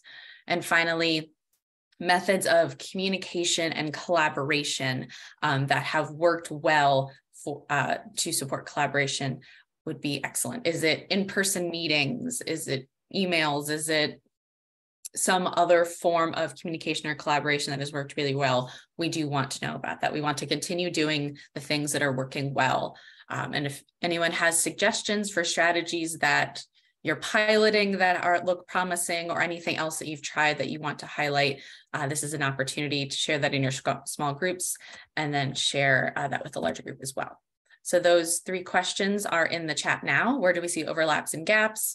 Key partnerships that are missing, and methods of communication to support collaboration. And again, they're also on the agenda that's linked in the meeting invite. All right, double checking. I'm going to move 1 or 2 people around because we've had some people join and leave. All right. Oh, no, people are still moving. Stop, freeze. So we can get everyone included here. And again, members of the public, you are included. So yes, I think we have everyone here. We're going to open up these meetings on their agenda. We're coming back at 11:15 for our large group debrief. So you have a really good chunk of time to dig deep into these questions. So if at any point in the 45 minutes you'll be gone, if you need to take a 5-minute break to refill your coffee or anything else, please do take that opportunity. Because once you come back at 11:15, we're going to discuss everything as a large group and then close out our meeting. So we hope to see all of you there again for that. So we will open up the breakout rooms in just a moment. And again, we cannot record in there, so please do record your conversations. Are there any questions before we send you off to your breakout rooms? Okay, not seeing any hands raised. All right, moving 1 more person to make sure that the groups are roughly equal sized. So you'll have between 8 and 9 members in your groups. You all are, I'll open the rooms, you all are going off to breakout rooms, and we'll see you at 11:15. Thank you very much, everyone. Recording is restarted. Hello, welcome back, everyone. We'll give everyone just a minute to return from the breakout rooms. Hope you had a robust conversation. All right, we've got just about everyone back. Excellent. Thank you for your participation in those breakout rooms. This is where the real work gets done. So we'd love to hear the conversations that you had in your groups. So we'll start with breakout room 1. If a person from your group who volunteered to take notes and share with us, if you could let us know what you discussed. So room 1, if you all remember which rooms you're in, I can read the participants if you need a reminder. I believe this was our group. Yes. Not a member, but working kind of as a facilitator and a scribe. I'll try to report out what the group discussed, and please, any of the other group members, feel free to add or correct me if I am wrong. Question one, the overlaps and the gaps in organizations' resiliency roles. We discussed that a lot of resilience is done down at a program level within multiple agencies, within multiple divisions, and it is very difficult to have visibility on that level of granularity onto who's doing what and how they are doing it. And so because of that, it can be hard to identify the gaps and the overlaps. And then because we're that kind of lack of awareness, we're not leveraging where we do have overlaps and coordinating where we do have overlaps so that we're working smarter together and not either conflicting or duplicating our efforts. And so some of the thoughts on this is that at a high level, we need to have consistent kind of vision, mission, goals, and objectives across state agencies, across programs that we're all working towards together. A lot of it has been kind of agency or program specific and reactive, and sometimes there are unintended consequences from one policy, from one agency versus another, and they're not always aligned. And so we need to have integrated guidance. One of the references was between VMRC and DEQ, that where you have kind of jurisdiction over overlapping areas, that guidance should be aligned as well. Our underlying laws and regulations don't always align and aren't worked together. So how do we get these high level coordination across these agencies? And so kind of circling back to this need for high level leadership and coordination that can work across these agencies to help bring it all together to help us identify overlaps and gaps. Regarding the key partners that are missing, locality input was one. There's localities that have and are going through this and are out and ahead. And so how do we learn from them and then export those lessons learned across the state, and also learn from those that are struggling and understanding what their needs are. Leveraging the PDCs. They are working with the locality. So how do we leverage these levels of government? Key partners missing as well are organizations that advocate for and represent vulnerable communities. And so how do we get that high level input to provide us input to this working group?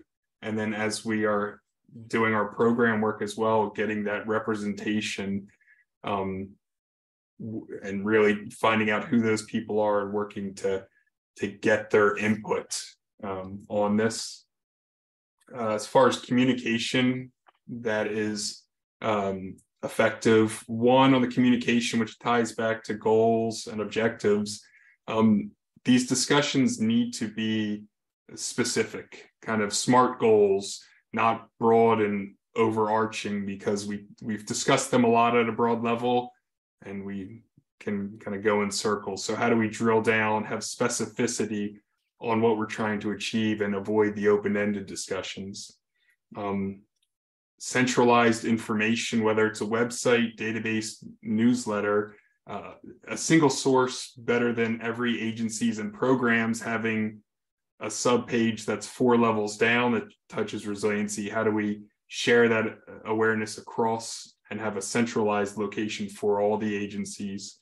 And then a promotion for in-person meetings.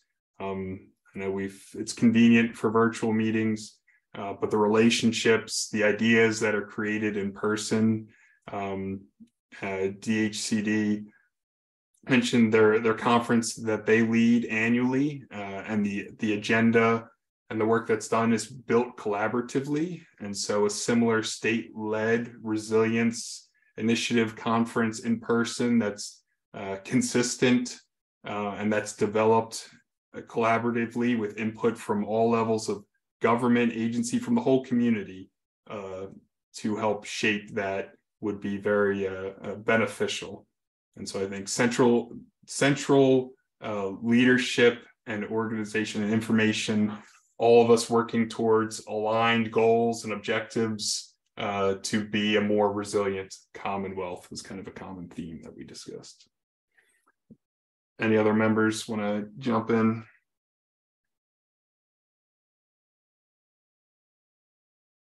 Excellent, thank you. Are there any questions or comments from other groups about Group 1's information they shared?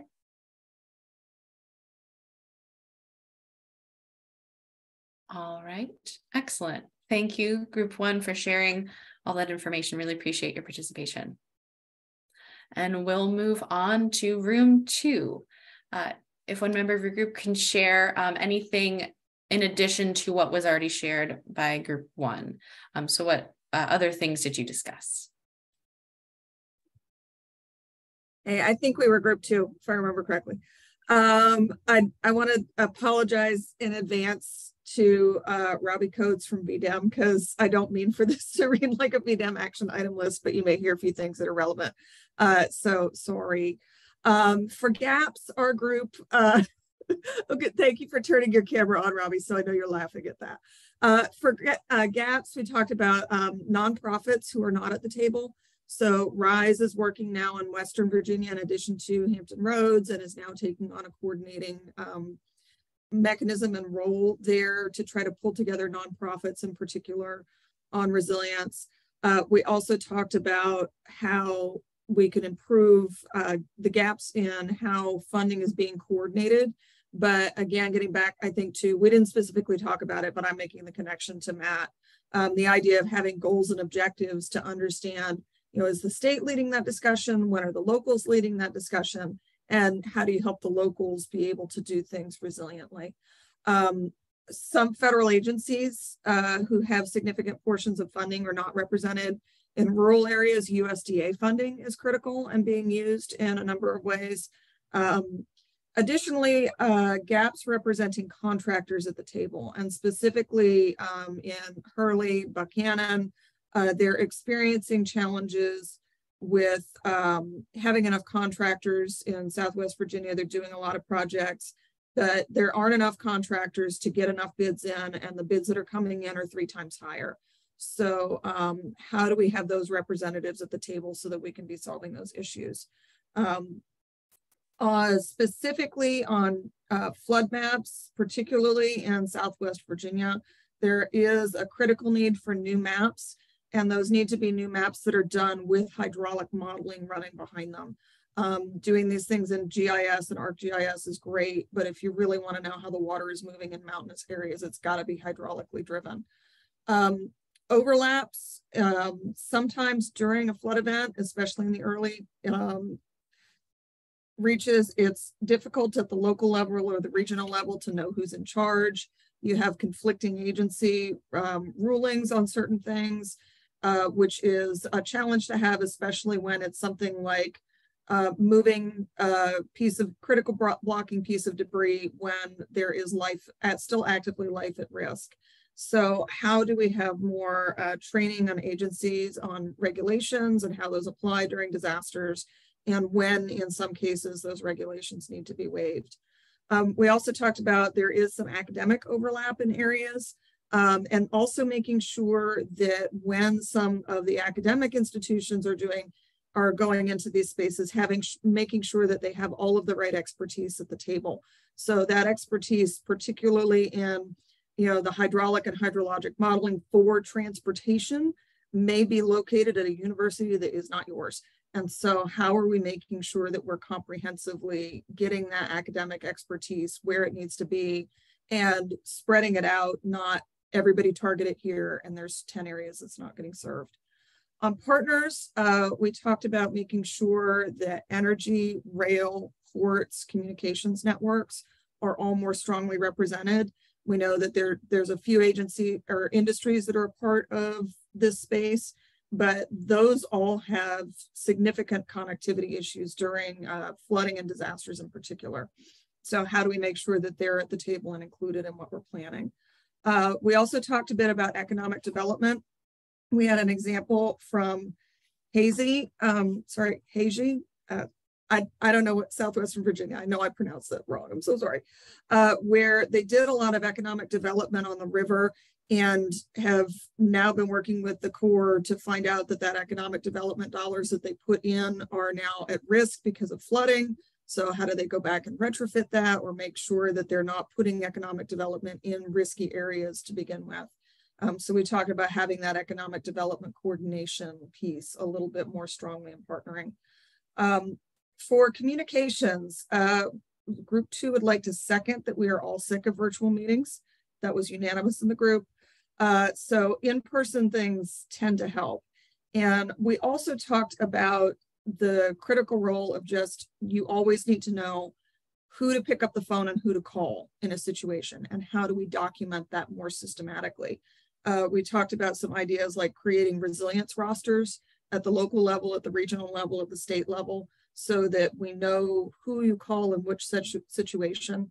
And we also talked about long-term recovery groups, LTRGs, as really good models, not just during an immediate disaster recovery or even in long-term disaster, but during blue skies, so that that region is more able to recover and make sure that it's a resilient recovery the next time that they have a disaster hit. So we talked about that as a regional model, and then having those groups who have had recent disasters more able to share that information out throughout the state for those, so that those who have recently been dealing with what is it, flood recovery looks like, what it looks like in rebuilding, are able to be talking about, hey, I know you guys experienced this 3 or 4 years ago or 10 years ago. This is what the landscape looks like now, so that everyone is more prepared. Excellent. Thank you, Jess. Anyone else from group 2 have anything else to share? Wonderful. Thank you all for your participation. All right, moving on to group 3.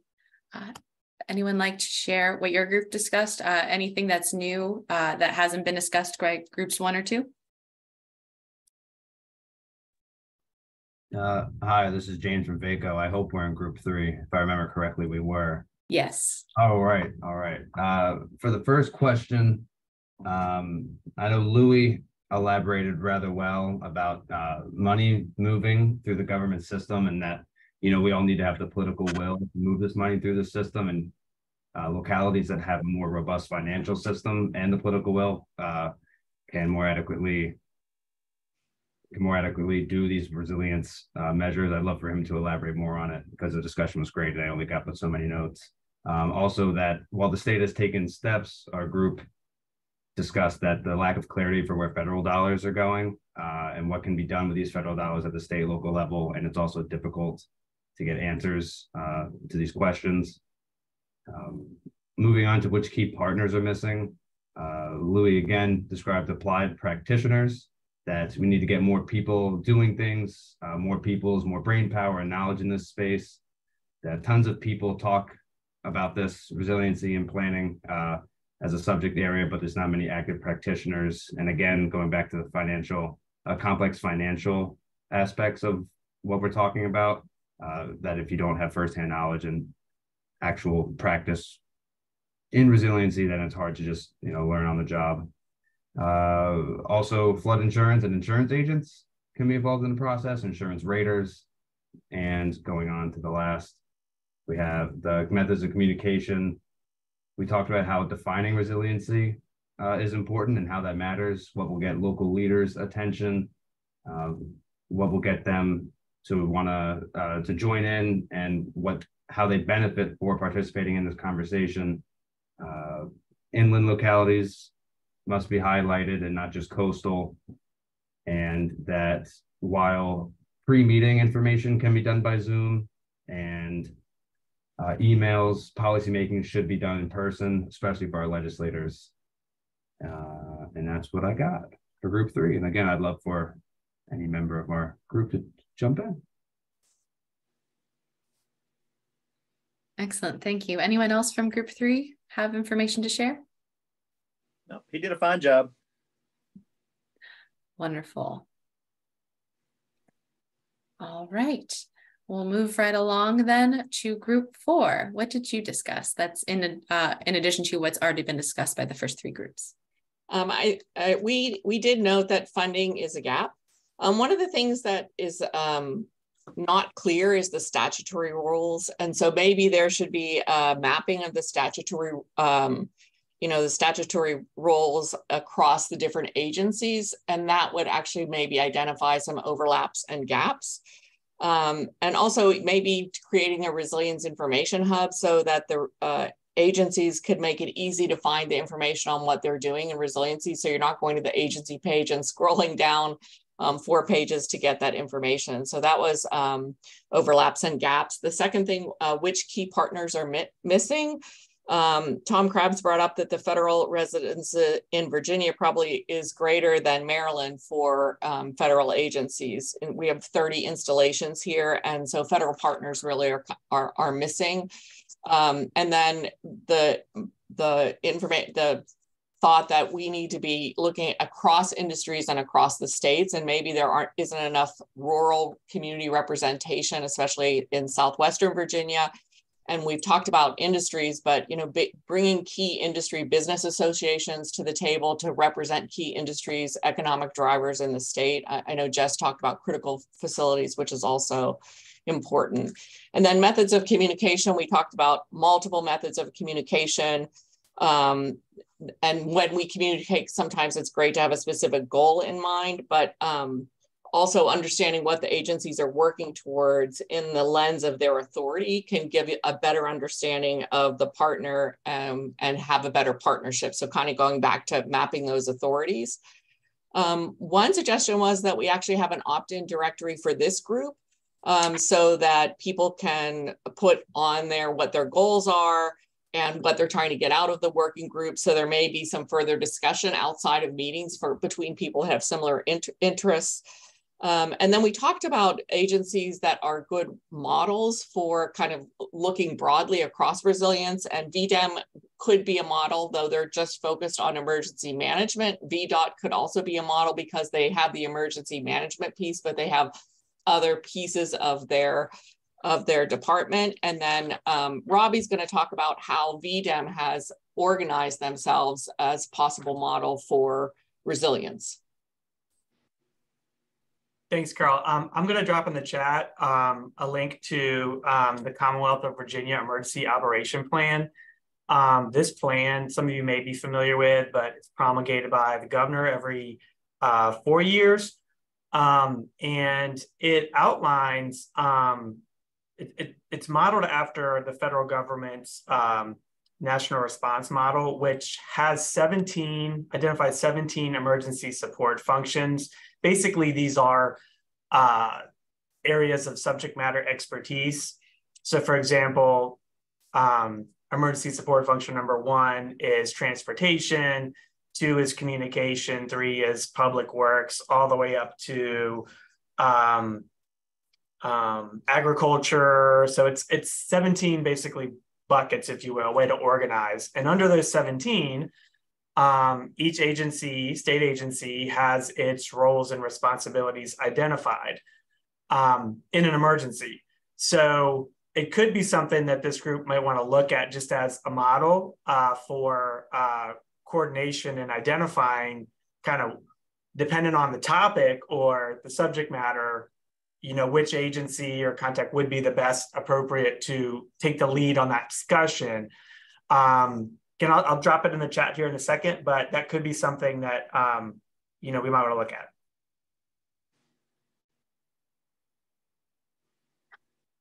Excellent. Thank you. Thank you both. Any other comments or questions for group 4, I believe you're on?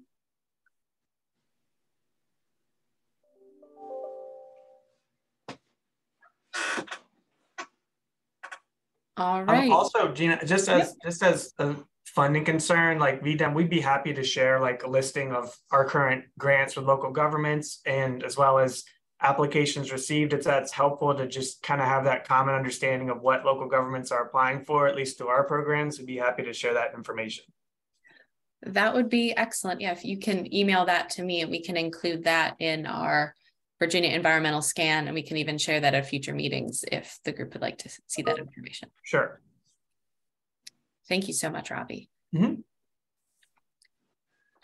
All right, if group 4 is finished, we will move on then. Before group 5 starts, I want to make another reminder.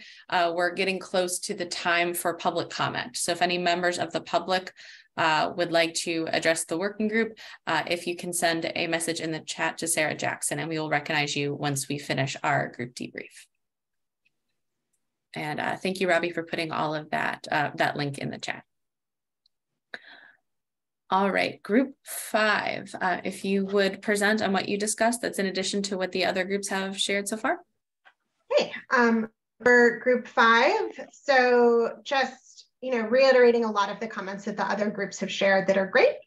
We also wanted to highlight both a gap and an overlap of how localities can most effectively coordinate and collaborate across the state. Sarah commented on a previous Sister Cities program, but really just making sure that we're able to share best practices that work for some localities in Virginia across the state, resources, opportunities, et cetera. And that there is a real opportunity as well to identify codes and standards that could be improved, whether at the locality or the state level. We also identified potential gaps and overlaps within the engagement and outreach space, and that it would be helpful to have kind of a clear plan of who's on first and where those leads are throughout the state, so that local governments and residents, kind of understand what the bigger picture is and are not being confused or bombarded. I think that, and just really, really reiterating the federal connections that Tom brought up even at the outset of the meeting. And then looking at key partners that are potentially missing or that we could really use information from. Obviously there's a lot of overlap between TAC membership and even some between the joint subcommittee membership, but just really understanding those existing roles and how those might evolve moving forward, both the TAC and the joint subcommittee. And then we also, and I don't think I've heard this yet, commercial and recreational fishing, in addition to the VMRC representation. We haven't seen them yet. And then with regards to effective methods of communication, we really think an all of the above approach is important. Everyone has Zoom fatigue, but there are some things that are more effectively done not driving across the state or on a shared document or email, and then sometimes being important in person to have those, really deep conversations is really important. But what we really also identified is that having an official charge, whether from the legislature or from the governor, was really powerful in bringing people together to get them to show up and to, meet those quorums and to spend the time to dedicate their resources to the project was really important, that official capacity. And we also talked about in the gaps and overlaps, really looking at the full costs and benefits of resilience as we move forward in understanding data and engagement and all of these other pieces, really understanding the full costs and benefits accounting. And I think that covers everything that wasn't covered. Excellent, thank you, Emily. Any other responses from group 5? Anything else you'd like to share? Wonderful. And last but certainly not least, group 6. Can you share with us what you discussed that's in addition to what the other groups have shared so far? Certainly. I'll cover, I think, a large portion of what's already been covered, so I'll just go through it quickly. We discussed the need to feed up local and PDC planning efforts to DCR and other statewide efforts, just really to make sure that those two efforts are informed of one another. We discussed that, there's a lot of tax working groups and similar that seem to be working on similar things. So is there opportunity to bring these together and sort of move away from a piecemeal approach? And really, as others have discussed, it could help us understand who's leading efforts or making decisions in certain situations. We talked about the possibility of creating a framework or a clearinghouse for people to understand what data is available and how it can be used. We talk a lot about the same pieces of data like LIDAR, elevation, critical infrastructure. So if people knew where to go get that information, there might be more consistency in similar use of data. Might even want to start considering developing metadata requirements so people understand how the data can be used, or maybe importantly, any limitations there might be. Discussed, should we start considering governance options in terms of looking at how other states might be handling governance decisions, data, design criteria, things of that nature.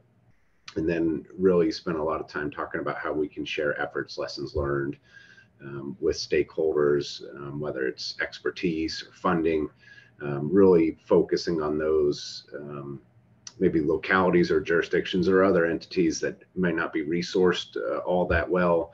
Can we share some of the great work that's happening in other parts of the state? And then there was also a discussion on bringing visibility into some of the resilience planning efforts that have been done in response to the Community Flood Preparedness Fund. Can other people understand what are in those plans and use them to their advantage and benefit? In terms of key partners that might be missing, there was a discussion about the Commonwealth Flood Board that was proposed in previous General Assemblies.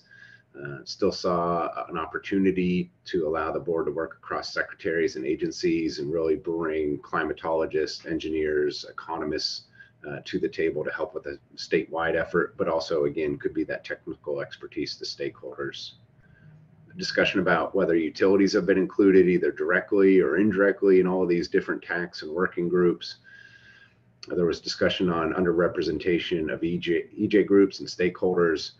And then again, I think has been pointed out by other groups, there's so much outreach that's been going on. We have a lot of information that we've received from these stakeholders, but do we have the time and resources to aggregate it all together and make a coherent thought around those? And then in the same vein, you know, we are doing so much outreach, we're getting a lot of fatigue. Are we seeing people potentially disengage as a result? In terms of the last question, communication, I think there was a shared interest in staying in person or getting to more in person, with the understanding that these meetings can't get too large in person. There was sort of a demarcation between in person versus virtual. I think everyone saw when crucial conversations need to happen, in persons are probably a preference, and virtual options are more for once something's on a glide path or we already understand the path forward. Virtual options might start to lend themselves well for that. So anyone else from Group SEC, please feel free to add. I think you covered it pretty well. I think the only thing I would tack on there is as we look to roll things up into the statewide plan, to the degree that there are other state agencies that have done excellent work, cough, VDOT, that we would maybe look to try to align that as well. Wonderful. Thank you, Chris. Thank you, Matt. Thank you, Group 6, and to everyone for your participation in the small groups. Are there any final comments or questions about that discussion before we move on to our next agenda item? All right, not seeing any hands. All right, excellent.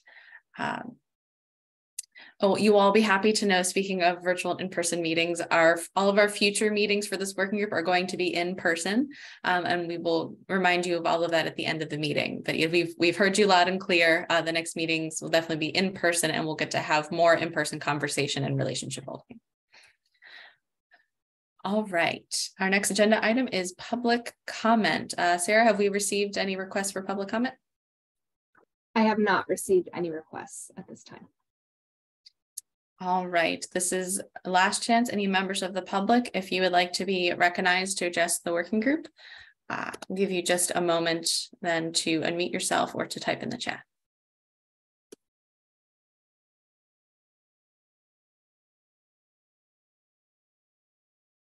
Okay, not seeing anyone. So we will move on to our final agenda item. which is the next steps and potential subcommittees for this working group. So our next meeting is, I believe it's March 28th in Lexington, just before the Environment Virginia Symposium. That all of that information is in an email that was sent out, I believe, last week, as well as in the meeting invitation. So all of you should have that information. We will remind you all that in our next email about that meeting, but it will be in person. It will be from 9 to 12 on March 28th. And we will ensure that there is robust conversation and topics for discussion. And if there is any request for presentations at that meeting, in addition, please do let us know, and we'll see what we can do. Let's see. Oh, and for subcommittees, there was we have the option to add subcommittees to this working group if there are particular topics that we feel need a little bit of a deeper dive. If there are any groups who'd want to meet in addition to these monthly working group meetings, if that were the case, there would be additional subcommittee meetings that would meet to discuss those very narrow topics and then report back to this larger group on what they've discussed, any thoughts or recommendations that they have on their topic. So we will review all the information that was shared with us today, as well as our previous meeting, and see if we have any suggestions for subcommittees. But if you all have suggestions or ideas, you can please do let us know. We'll be sending out an email with the meeting summary from today, this meeting recording, as well as all of the PowerPoints that were shared today. So you can feel free to respond to that email if you have any presentation requests for future meetings, if you have ideas for subcommittees that we should consider, any other information you'd like to share. We will also, as a group, think about how we'd like to collect information about the partnerships as we've discussed today. So we will thinking more about that, and we will share that data collection method with you once we have that set up. So that will be coming soon as well. Oh yes, and in the chat, if you have not registered for the Environment Virginia Symposium and would like to do so, that link to register is in the chat. I'll just add I think the costs go up tomorrow. So if you're interested in registering, go ahead and do it. Not necessary to participate in the working group, but it is a great event for those who haven't been. Yes, you don't have to register for the symposium to join us at the working group meeting, but if you'd like to stay in Lexington to participate, yes, register today to save yourself or your agency a little bit of money. All right, so we will be following up after this meeting with additional information about next steps, but right now we have meetings from March through September. We do have a location for the August meeting now in Fairfax, I believe, so we will add that information to the meeting invite and share that in an email as well. Are there any final comments or questions or anything else anyone would like to know before we close our meeting today?